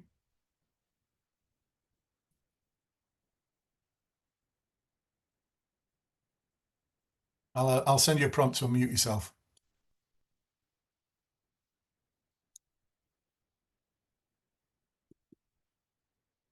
You found it? Poppy's like, "Oh, it's driving me nuts." It's a phone, isn't it? You're on a phone. I know. It's like you've got to sort of go to the middle thing if you're on an iPhone and then just touch the screen and then you'll see the unmute thing at the bottom.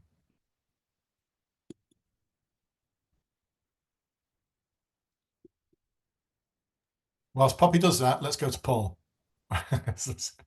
Go on, Paul. Well, obviously I can't compete with Maisie's experience there. Like, it's obviously great to hear your reaction to it, something like that. But if you haven't got that yourself in a work capacity, can you draw on sort of personal experience around that? Is there like a weighting of, if you are old enough to have had a career previously, that you can still draw on personal experiences rather than your Yeah, career? sure. Yeah, so Paul, tell me what sort of personal experience you'd be drawing upon then.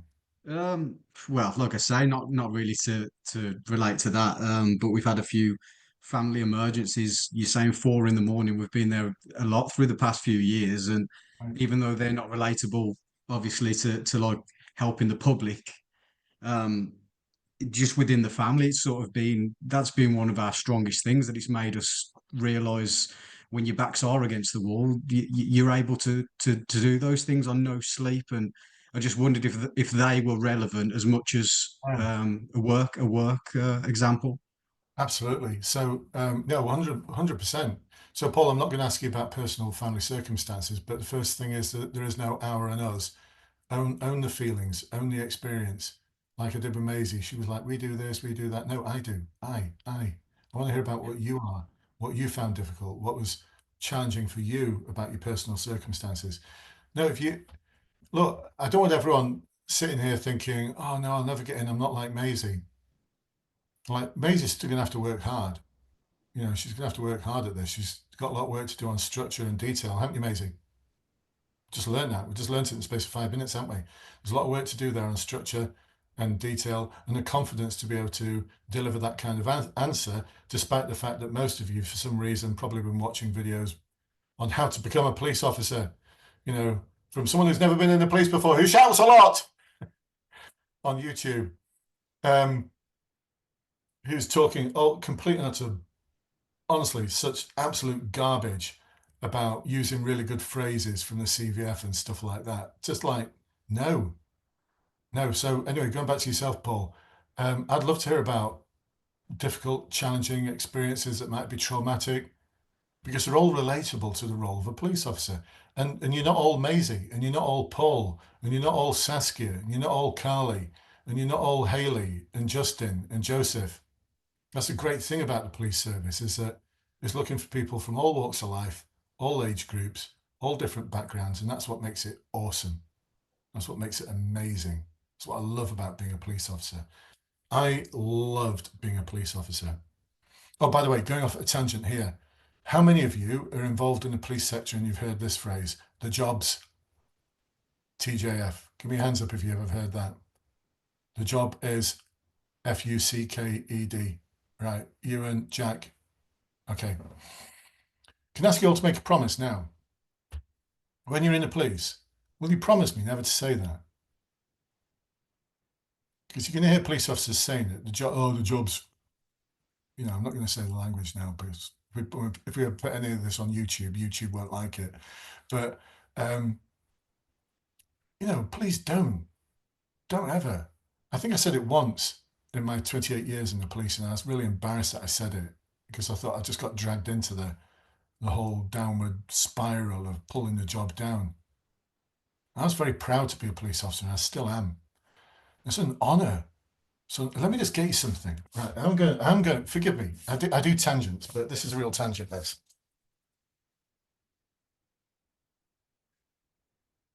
Some of you might have seen this before. I keep these on my shelf because I'm very proud.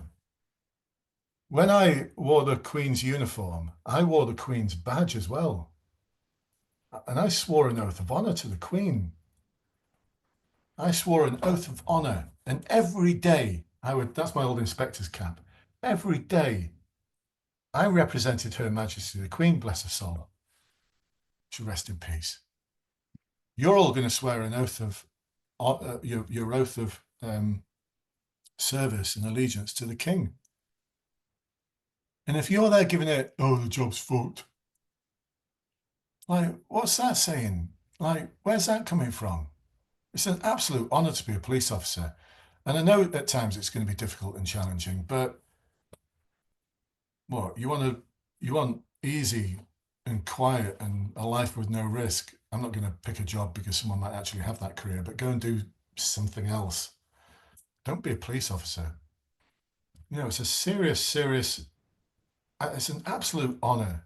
And when I hear people saying things like that, I'd be like, why? You know, come on, let's be better than that. Let's be better than that. So we're all going to be better than that. Give me a thumbs up when we're in. Awesome. Please do. Remember this moment, like, and you may have other people pulling your legs, just going, oh, who do you think you are? Blah, blah, blah, blah, blah. Well, you know, rise above it. Rise above it. Just remember your oath of office. Remember who your oath is towards. Remember who you serve.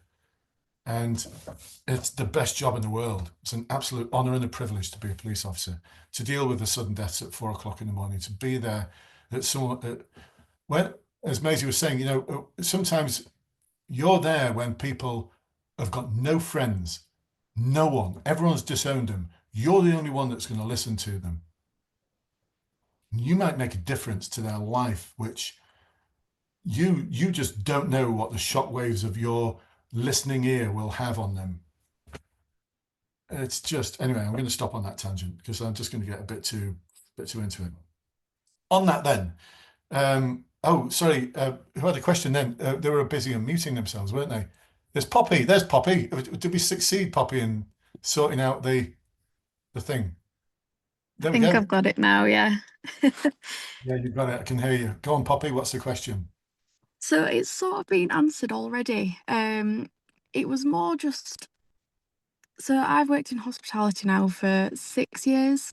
Yeah. And I'm sure there are many values that I could claim for that, but I struggle to find which ones would apply. Okay. So let's do that same exercise then, Poppy. Just imagine you've done that exercise with all your friends and family, and you've asked them all, what's the one value that I would stand for, that you recognize that I stand for? First value, first thing that comes into your head without thinking about CVF, what would their resounding answer be? I would like to say honesty, as the first one. All right, I'm going to stop you there. I get what they're saying and I get what you're saying, but if you came to me and said honesty is one of my values, I'd be like, well, I hope it should be because you want to be a police officer. It's a Okay. given. It's a given. Honesty is a given. So go on, give me the next one. On that then, I would probably then say teamwork. Teamwork. I'd say that's probably a behavior. It's more of a skill. Okay. Teamwork. Well, let's dig deep. What's the value that you'd stand for? The hill that you would stand on to defend that value against all others. Probably then empathy. Empathy. So do your friends and family know you as the person who will sit and listen? And I'd like to think so, yeah. yeah, have you had experience of that? Listening to people who vulnerable people who at a time of need, they just need a listening ear? Yeah, in sorts, yeah. All right, you're not convinced me. Okay, let's dig it deeper. Right, yeah, so okay, Poppy, Yeah. has there been a time in the past when one of your friends or someone who you just know, or even if you don't know them, has done something and you thought that's just not right, it's wrong? What they said was misogynistic or racist or Yes, unfortunately, yeah. right. Tell me more about that then, without naming the individual. Tell me more about that. It was actually a behaviour. It was someone I know who had attempted, not managed, to drink drive. Right. Did you challenge them? Absolutely, yeah. Did you stop them drink driving? Yeah. Did that make you a popular person in their eyes? No? No. Did you have other people saying, Poppy, it's just down the road. Who do you think you are? You're not in the police yet. Yeah. Yeah. Did it feel a bit shit that people were like turning on you? A little bit, Yeah. yeah. Yeah. Did you lose that friend because you stopped them drink driving? No. No. Did it go a bit sour? Slightly, yeah. Yeah. Did you have people gossiping behind your back? Yes. Yeah. Really proud of you. Really proud of you. So, what value do you stand for? I'd stand for doing the right thing.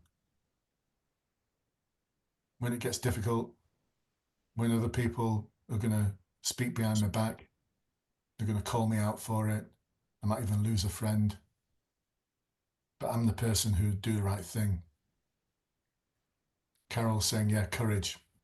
I'm describing courage without saying courage. I'm describing integrity without just saying integrity. So, yeah, it's a difficult set of circumstances. It's challenging. Oh my goodness.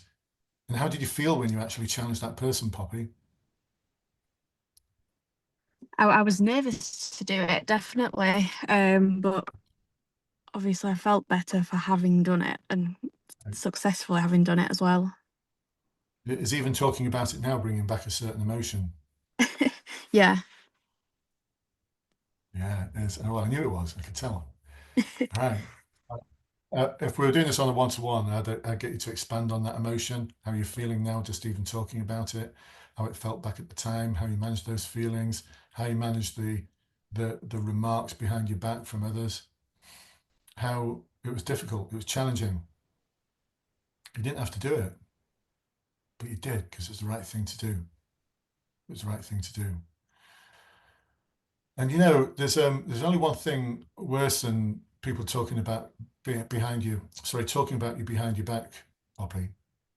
Do you know what that is?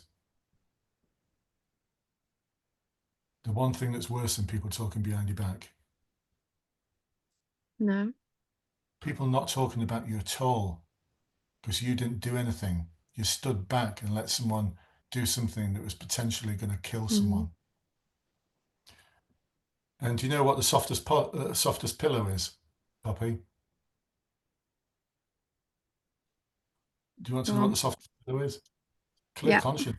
It's a clear conscience. It's a clear conscience. And would you like to know what the integrity test is that all of you could use at some point, or even talk about how you'd use it in the future? Would you like that integrity test, Poppy? Definitely, yeah. So it goes like this, and this was taught to me by my sergeant in 1986, by Sergeant Donald Blackhurst, bless his soul, passed away now. He had 29 years service in 1986. Some of you might have heard me quote him before. You're all going to find inspirations on your journey to becoming an awesome police officer. But what he said to me was, if at any time, Brendan, you're stuck, if at any time, young Brendan, because he used to call me young Brendan, because I was then, I was 21. If any time, young Brendan, you feel stuck and you're not sure what to do, just imagine you've got like a group of people around you, but it's made up of like the chief constable, the magistrate you swore your oath of office to, your favourite auntie. Poppy, have you got a favourite auntie? Yeah. Yeah.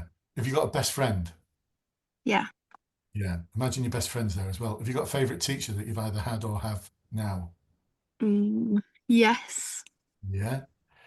Is there a person either living or dead that you admire for their values? Who is famous? A famous person either living or dead who you admired for their values?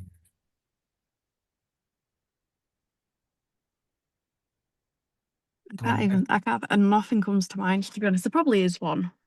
Yeah. Do you like pop music? Do you like music? Yeah. Do you like Taylor Swift? A little bit. A little bit. Imagine Taylor Swift's there. It's just only because one of my clients said Taylor Swift, and I was like, oh, Taylor Swift, we're going to see Taylor this summer, blah, blah, blah, blah, blah. We got tickets last year. It's amazing. I'm a Swiftie dad. So Taylor Swift's there as well. If you are religious, I'm not going to ask you whether you are or not a person of the cloth. Now, Poppy, the thing that you did with that around that drink driving thing, if they were all around you as an imaginary audience watching you make that decision to take that action and deal with it, and the little bit of trauma that went through with it, and the anxiety and the nervousness and everything else that happened after, would they all be proud of you or would they be disappointed in you? They'd be proud. Yeah, damn right they'd be proud of you. And so that's the test. If you're ever stuck thinking, that's your integrity test. If you're ever thinking, what's the right thing to do? Just imagine all of those people around you. And if the thing that you're about to do or not do, because inaction can also be a form of action, the thing that you're about to do or not do, would it make them proud or would it make them disappointed? If in your heart you know it would make them disappointed, then you're doing the wrong thing. Don't do it. If in your heart you know that they'd be proud of you, then go ahead and do it, because there's no softer pillow than a clear conscience. If you're not sure, Poppy's thinking, what if I'm not sure? Go and speak to someone in the police who you know and trust for their values and their integrity, and tell them and share the thing that you're about to do or not do with them. Because once you've told them, they can't unknow it. So even if you sit back and just go, actually, I don't think I've got the moral courage, I'm going to leave it. They're like, you can't. You've told me. And now I've got an obligation to deal with it. So let's deal with it together and I'll support you. Does that make sense, Poppy? Yeah, absolutely. So what was the original question again? I've forgotten. About values I can apply to my work more than anything. Yeah, it doesn't have to be work. Well, your future role as a police officer, but yeah. What do you think? You happy with what you got there? Absolutely, yeah. I am. I'd love that answer. I'd love it. But I'd love it not for just what you did, but I'd love for you to expand on it and talk about the emotions, how you dealt with people who maybe went against you, and how you dealt next day with the person who was about to drink drive, how you built the relationship back up, or there's a mountain of things for you to talk about there. And again, I'd have bias towards you because I'd be thinking, yeah, so if I've got a rogue officer on my group who says something misogynistic, says something sexist, or as has just happened this week, saw it in the newspaper, I think it was a Gloucestershire officer who was dismissed. I think they actually left before they were dismissed. But a report was made to them of a potential drink driver, and they did follow it up, but only to discover that the potential drink driver was their sister. And they didn't follow it up, they didn't deal with it. Now, just imagine if you're an officer on that team and the gossip and the chit chat that happens on a team is about that, and you overhear that officer saying, God, you won't believe it. You know, when I got there, it's my sister. Couldn't bring myself to lock her up. I just took the keys off her, parked the car, and just told her to walk home. Are you the officer who's going to report that? Or are you the officer that's going to challenge that behavior first? And then have the grit, determination to go and do the right thing and tell your sergeant? Because Poppy, you've just persuaded me you're that person. In your answer there, and in an interview, I may dive a bit deeper and ask you a few more questions, but I am now picturing you as a future officer dealing with a police officer who shouldn't be in the job. You might be thinking, oh, does that happen often? No, it doesn't. But it will. At some point, you're going to come across some rogue officer who doesn't deserve to have the warrant card in the pocket. I've had one of my officers sent to prison, went to prison for a year for perjury, told lies in court. I had no problem whatsoever with that individual going to prison. So, Poppy, do I believe you're that sort of person? Absolutely. So that's what we're going to talk about. All of you will have something like that. All of you will have a story to tell. All of you. Just don't make it sound like this. You see what we did with Poppy? We talked about integrity because Carol was saying, that's courage. Well, yeah, it is courage. But if you say, I demonstrated courage because, and then you just reel off some of the behaviors, that's not an authentic story. You're not bringing it to life. Whereas Poppy and I, we brought it to life, didn't we there, Poppy? You told the story of how you demonstrated integrity, how you deal with it, do the right thing in difficult or challenging circumstances, even when no one's watching. And then you let me, as the assessor, go, that's a really good example of moral courage. I love that. So when you walk out the room, they will be talking about that. They'll be like, that was amazing. That's exactly. I can really see her on my team. That was an awesome, awesome example of courage or integrity or whatever label they want to put on it. You describe authentically your experiences and let them put the label on it. And that's why we don't play the CVF trap. Is that landing with everyone? Give me a thumbs up if that is landing. That when I talk about the CVF trap, can you see the CVF trap come to life there? Talk about your authentic self on another webinar, or our Academy members will hear me talk about this all the time. 5 things, 5 key components of any answer: good structure, good detail, authenticity, emotional connect, and make sure you answer the question without feeling as though you're some kind of CVF robot. Awesome. I'm just looking at the time. Did I say hard stop at 10 to? It's now 4 minutes to, isn't it? Those of you who know me are like, Brendan, when you say 10 to, you never meant that, did you? You meant 4 minutes to. How was tonight? Good. Awesome. Well, you're still here anyway. That's always a good sign. Let's see. Let's have a look at page 2. Yeah, there's a lot of people still here. Awesome. Tons of people here. I'm afraid I'm not going to have time to answer any more questions. I know I ramble on a bit, but if you do have any questions that you feel as though I can answer, please do send me a message. You know where to find me. I'm in the Facebook group. you can just send me a message. I will get back to you. I'll get back to you.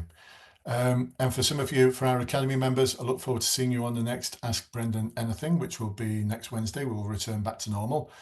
For those of you who are thinking this Academy sounds pretty good, so we had Ewan before asking about it. I'd like some of that kind of one-to-one coaching that we've just touched upon and scraped the surface of. If that's for you, you feel as though that might be for you, the Academy program, I don't know, what's it like, folks? Those of you who are in the Academy, give it a marks out of 10. 1 is it's rubbish, 10 is it's awesome. Justin's holding back. Justin's like, yay, awesome, brilliant. Thank you, everyone, brilliant. It is awesome. What's it involve? It involves a lot of one-to-one coaching, a lot of small group webinars like this, so we go deeper. We spend more time as well practicing. A lot of homework. We'll show you the way, but you've got to do the hard work. Seriously, the hard work is on you.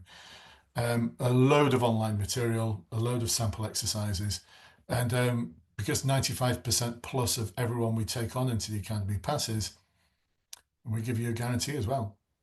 But we're not going to need it, because if you don't pass, we'll keep working with you. If you don't pass the second time, here's all your money back. We don't even do no questions asked. It's just like, there's your money back. Like, I didn't pass, there's your money back. It's a no-brainer.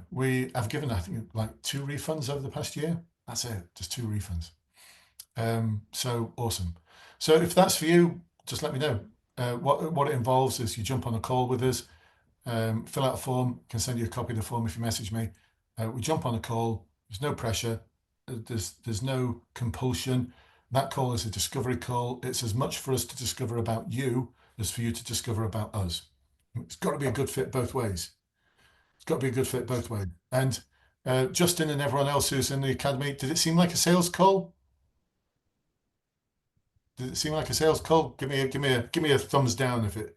Yeah, it didn't. Just not sales call. We don't do sales. It's like, this is what it is, and if it's for you, great. If it isn't, then great. Either way, we're happy. We're busy enough as it is. So, but we'd love to have some of you on board, because you've spent an hour and a half, almost 2 hours with me tonight. So you've got commitment. That's the other thing I'm looking for, is commitment. Yeah, and just the ones that everyone I've spoken to tonight, I'd love to work with you further. And the rest of you have not spoken to as well. That's it, folks. I best go now. I've got 1 minute before I'm on a one-to-one congratulatory call with one of our successful Academy members. Awesome to see you all. There won't be another one of these for a while now, but we will still have a weekly Q&A. It's nothing like as long as we're in depth as this one. For the Academy members, the Ask Brendan Anything will return next week. What else are we running over the next month? I think that's it. I don't think there's much else planned. I've got my head in a space where I fancy in about 2 months' time, but it's probably going to be too late for a lot of you. Doing like a 2-day challenge, a 2-day, like 2 afternoons, like 3 hours each afternoon. That would be a paid service, but because it's taking up like a lot of planning time, and it'd be at least a week of my time put to one side to run that. But I don't know. What do you think? Would that be good? Would that be pretty cool? Pretty cool thing to do? As my son would say, would that be pretty skibbity? Skibbity. Actually, do you know, I think that's Gen Z language or something. I've got all these friends now saying Zebedee, pretty Zebedee. Anyone who's of a certain age will remember Zebedee from something called the Magic Roundabout. And so I've got them all saying Zebedee now, and I think it's absolutely awesome. They've stopped saying Skibbity, and now they're saying Zebedee. I'm an influencer. On that ridiculous nonsense, lovely to have you all on board tonight. Thank you for joining me. I've really, really enjoyed this. I've enjoyed meeting you and diving deep with some of you as well. Look forward to seeing some of you soon, and for the rest of you, good luck. Good luck on your journey. Take care, folks. Bye-bye.